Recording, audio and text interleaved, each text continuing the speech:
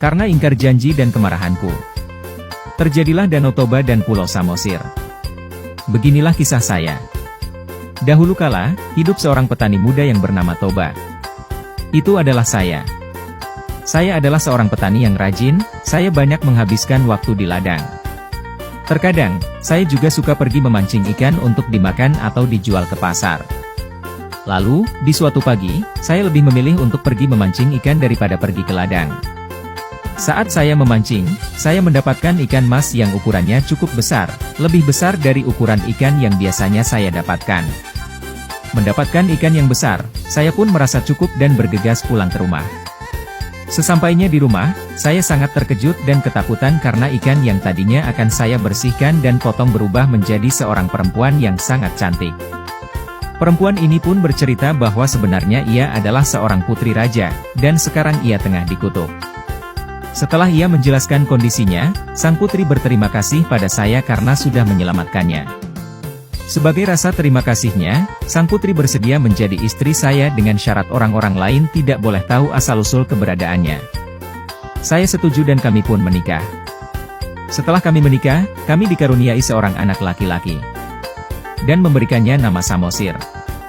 Kami berdua merasa sangat senang dan semangat menjadi orang tua. Kami membesarkan Samosir dengan penuh kasih sayang dan memanjakannya. Samosir tumbuh menjadi anak yang sangat aktif dan bisa dibilang sedikit nakal. Samosir tidak pernah mau membantu saya bekerja di ladang. Bahkan, saat ibunya memintanya hanya sekadar untuk mengantarkan bekal, ia sering menolak. Ia lebih memilih di rumah atau bermain. Samosir juga memiliki nafsu makan yang sangat tinggi, sehingga saya harus bekerja lebih giat dan lebih keras agar segala kebutuhan gizi Samosir dapat terpenuhi.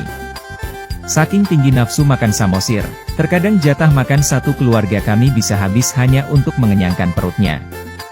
Meskipun begitu, saya dan istri tidak merasa keberatan dan tetap berusaha agar anak kami bisa selalu merasa senang dan kenyang.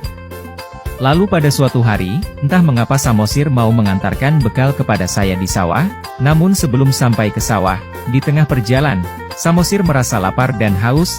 Samosir pun membuka bekal untuk saya dan memakan semua bekal itu. Tanpa disadarinya kalau semua bekal yang dibawanya dari rumah habis ludes. Di sawah, saya sangat senang melihat Samosir anak saya datang untuk mengantarkan bekal untuk saya. Tapi pada saat saya membuka bekal, alangkah terkejut, tak ada sedikit pun isinya. Dalam keadaan yang lapar dan emosi, saya tidak bisa menahan amarah dan mengatakan, "Anak kurang ajar. Dasar kau anak ikan!" teriak saya.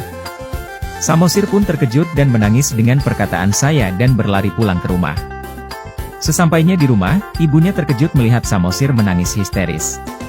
Samosir pun menceritakan apa yang terjadi di ladang tadi saat bertemu dengan saya. Mendengar penjelasan Samosir, istri saya merasa kecewa kepada saya karena sudah mengingkari janji untuk tidak memberitahu asal-usulnya. Kemudian, istri saya berdiri sambil memegang tangan Samosir. Dalam hitungan detik, datanglah badai yang besar, mereka berdua sudah menghilang. Tiba-tiba, ada sebuah keajaiban muncul dari bekas pijakan Samosir dan ibunya. Ada sebuah aliran air yang sangat deras hingga tidak bisa dibendung dari bekas pijakan kaki mereka berdua. Saking derasnya aliran air yang mengalir, desa itu pun lama-lama tenggelam. Akhirnya, terbentuklah sebuah danau akibat hal ini. Danau ini dinamakan Danau Toba. Dan pulau kecil di tengahnya pun disebut Pulau Samosir untuk mengenang anak laki-laki saya.